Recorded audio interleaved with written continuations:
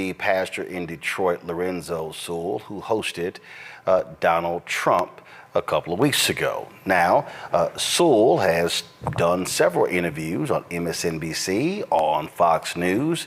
We've extended the invitation to him for more than a week to come on this show, and he hasn't accepted.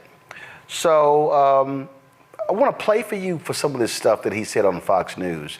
And y'all know I got to break some of this down. So why don't you go ahead, and this is him, Pastor Lorenzo Sewell, talking to Laura Ingraham on Fox News.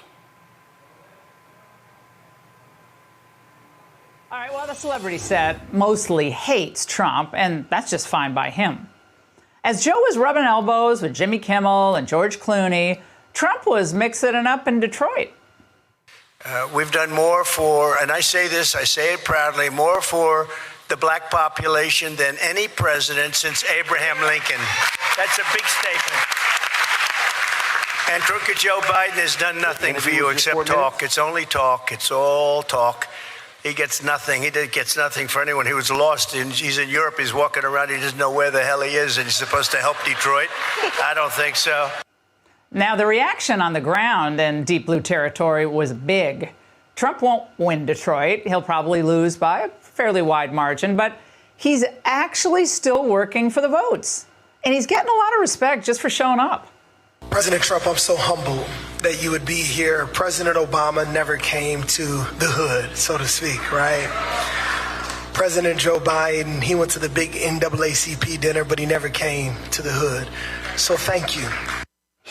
Joining us now is Lorenzo Sewell, senior pastor at 180 Church, and the man you just heard, Pastor. Now, he lost Detroit by, 94% last time around. So what does Donald Trump's outreach mean to the community? When you are in the worst of the worst, you're talking about women being human trafficked literally on the street next to us. You're talking about a methadone clinic where 500 people go every single day that are generationally addicted. When the president is willing to come and bring his presence, he is gaining relational equity, or we would call it in our community, street credibility. Well, and you think about... Freeze right there. Okay, first of all, let's have a correction right here. First of all, he's not president. So Pastor Sewell's grossly incorrect there. Then he said, he lays out these problems. But you notice Pastor Sewell at no point there said what Trump did when he was in the Oval Office about those problems. See, so it's one thing to say he came to your church while he's trying to get some votes, but you said nothing about where was he for 4 years when he was in the Oval Office. Keep in mind, this is the same man who denigrated black election workers in Detroit, but I guess Pastor Sewell wasn't familiar with those type of comments that Donald Trump made about black people in Detroit. Press play. The fact that policies that are put forward by, right now, the Democrat Party, whether it's an open border, the bad inflation, the high cost of living, gas, all of that, that just is a killer for everybody, but it's especially bad for lower income Americans, including minorities. How big is the open border first with your community? Well, we already are fighting for jobs, right? And when you have people coming into our community that quite frankly haven't come the right way, not only do we serve in Detroit, but we serve in Pontiac, and Pontiac is about 35% Latino. And in that community, as I talk to those that we serve, they're upset. They're mad because they felt like they came to the country the right way, and there are people that are coming the wrong way. So there is an angst, and when President Trump came to our community, it shows that his presence, he's gaining our value, he's gaining our voices, and I believe he's going to gain our vote. Well, Stop right there. Stop right there. Stop right there. See, this right here is the sheer stupidity that Pastor Sewell is advancing. Oh, because Donald Trump dropped by, because he came to our community, that, oh, now all of a sudden that means that he's going to get our vote because he actually showed up? Did he show up for 4 years in the Oval Office? Did he do that? See, if you think that's all it requires for him to get your vote, you are what we call the least expensive Negro. That's what you're called. And so here, Sewell, again, going on Laura Ingraham, no facts, no policy, no nothing. And so he's just spouting this, he's going to get this. And, he just showed up so benevolent. Here's the other question she didn't ask. Pastor, where were all your members when he came there? Because the audience was nearly all white. He came to a black church. Wait, he might have come to a black church, but there were no black people there, save for 15, 20 MAGA operatives. Press play. Democrat pundits say there is no way in hell Donald Trump's going to get up to 21% of the black vote. Not close is what they say. But CNN is pretty shocked at some of the latest data. Check this out. Donald Trump is gaining ground. You go from 7%, single digits at this point in 2020, to now 21%. We're careening towards a historic performance for a Republican presidential candidate, the likes of which we have not seen in 6 decades. I just never seen anything like this. I'm like speechless. Pastor, does that poll, the 21% number, surprise you? The reason why it doesn't surprise me, because the Democrats, they have taken our vote for granted. The Democrats, they have led our community for 56 years. We have a $2.7 billion budget, but yet no change. You don't have to be spiritual. You don't have to be logical. You just have to see. Ray Charles could see that their policies are failing our communities. Pastor Sewell, it was an exciting event over the weekend. We really appreciate your joining us. I hope we get to see you soon in Detroit. Thanks so much. Hey, Sean Hannity here. All right, so you heard Sewell there talk about, quote, Democratic policies. Sewell, question for you. Who was president from 1981 to 1989? Reagan. Who was president from 1989 to 1993? George H.W. Bush.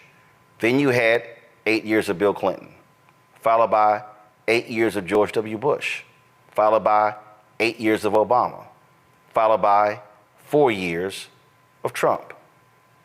Who was governor of your state prior to the existing governor? Republican Governor Snyder. So it's very interesting how you make statements that Democrats have been in control, but you completely ignore Republican presidents. You ignore Republican governors. You ignore Republican county leaders. You ignore Republican members of Congress. You ignore Republican mayors. We can go on and on and on. See, so this is the problem, that when people make these claims, who's in charge? Well, if you are a city leader, and then when you talk about things that need to change, again, the question goes, who's actually in power? I'm not simply dismissing any Democrat from criticism. What I'm saying is, when you examine public policy in America, it is a lie to suggest that Democrats have solely been in power for the last 50 years. That is what we call a lie. It was a Republican president who began the war on drugs. It was a Republican president that launched this mass incarceration effort. One of his own former top aides said as much in his own notes and audio recordings. That president was Richard Nixon. But I guess Pastor Sewell forgot that. See, Pastor Sewell, it's easy for you to run to Fox News and happily give an interview. By the way, it was 4 minutes. You want to have a real conversation, Pastor Sewell? Come talk to Black America. There are more people who watch this show who are black than were sitting in your church when Trump came. So if you want to have that conversation, come here and have that conversation. Come here and let's talk about the policies. Let's actually walk through what Trump did and did not do when he was sitting in the Oval Office. Because he didn't stop by your church when he was president. He didn't stop by Detroit and talk about the issues plaguing the community when he was sitting in the Oval Office, did he? Oh, but now all of a sudden, because he showed you some attention, flashed you a little leg, and now you just happy that he showed up. See, that's what we call weak. We call weak. And if you were so easily impressed by him showing up, well, shame on you. And again, if you are a so-called black preacher and you scared to come talk to black people, but you will gladly run the Fox News where not that many black folks watch at all, well, what does that say about you? And I know for a fact that you've heard from us because you've communicated with my producer. You've emailed. You said you were going to call her on Friday. That didn't happen. I know you've been communicating with others about this as well, and you haven't shown up. And then you say things like, you're deciding to move differently. Really? We can tell. Julianne, your thoughts? You saw me just laughing because this brother is whack. That's the nicest way I can put it. This is whack. He's pimped his church, which he turned over to white people. As you said, you could look through the audience, see there was a little cadre right up in the front. But other than that, you pan the audience, and there are not that many black people. But that's not really the issue, Roland. The issue is that there's so many black people who are so disturbed.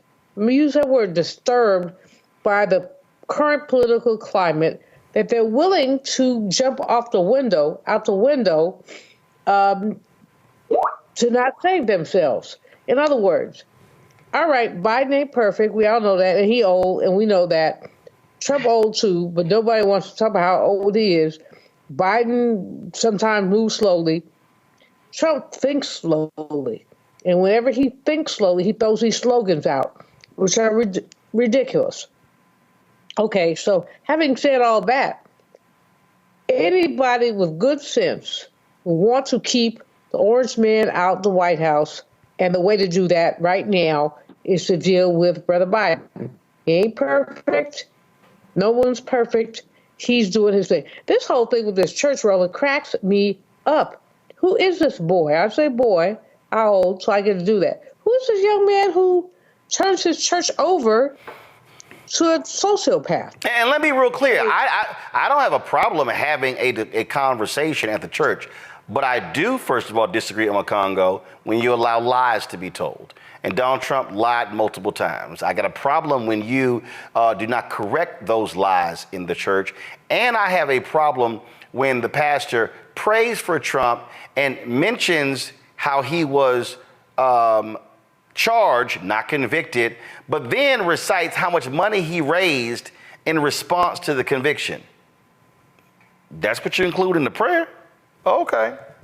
In the prayer, and that's the big part of it, right? That's why I'm so impressed with the other preacher who started, I think, Reverend Dr. Jones or something, who showed it in the first part, because this is what black churches have to do. Black churches have to return to the roots of resistance that got us to where we are right now. With this Reverend Sewell, I mean, it was night and day. The two clips that you showed. The first one was what it meant to actually be speaking at a black church to black people. The second one, this guy, he's the new Republican darling, and he just lies. And he just continues to lie with me. He's going to be booked more, and now he's going to be the new face until they don't need him anymore. And I don't know if he's smart enough to realize that, but that's just what's going to happen. He's going to be the latest pawn until after November, and then he's going to be gone. I wish that some of us in black media or somewhere, would roll up on his church. If he's not going to be responding to requests for interviews, someone's got to roll up on him and put the camera in his face and really expose him for the ignorance that he's espousing. I mean, lying about Obama never went to the hood. Obama went to prisons Like, what are you talking? At least one president. I mean, what are you talking about? And everything that Trump said that he was going to do, like you said, Roland, what happened? What was the record when you were there? And then, get up in your church, spew and hell this and all of this other type of stuff. We have to continue to call this out. The black people in Detroit got to continue to call this out. And the fact of the matter is, we have to, all of this thing about churches have to be apolitical and all of that, forget that, because none of these other churches are. You got these guys out here talking about, rapists will go free and condemning immigration and praising Trump. They are all taking political stances. And so the black church has to return to the roots of what it's been, get out of all of this stuff about the, prosperity gospel and all this other type of stuff, and get in the fight for our lives. We need more pastors like that first clip, and need to call out pastors who are fakes and frauds and phonies like Reverend Sewell. That's exactly what he is. Niambi? Well, look, something my grandfather used to say is the devil can quote scripture too.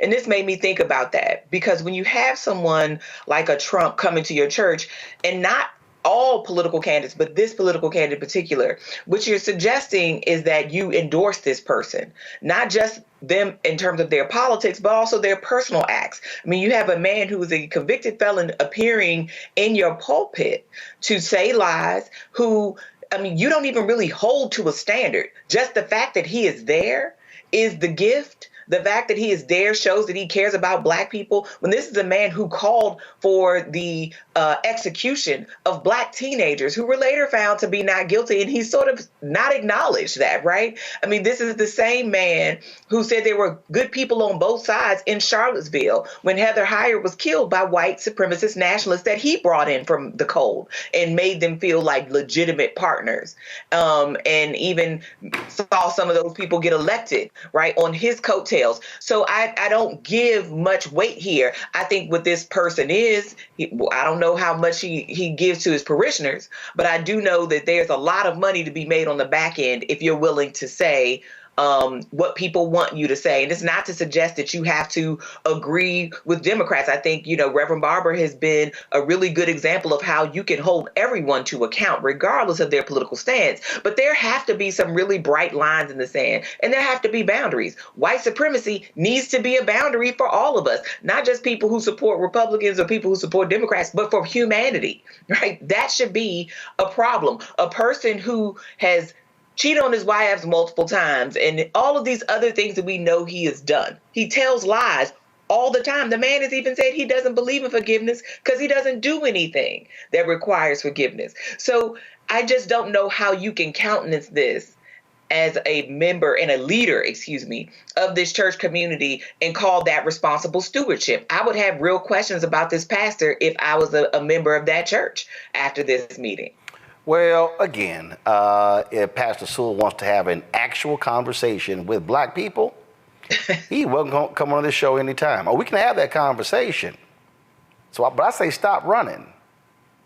See, you run the Fox News, you run the MSNBC. That's mainstream white media. Have a conversation with black people. And we can talk about policy all day, every day. It's not on you, Pastor Sewell. What you gonna do? Yeah, somebody's killing poor people, and it's going on.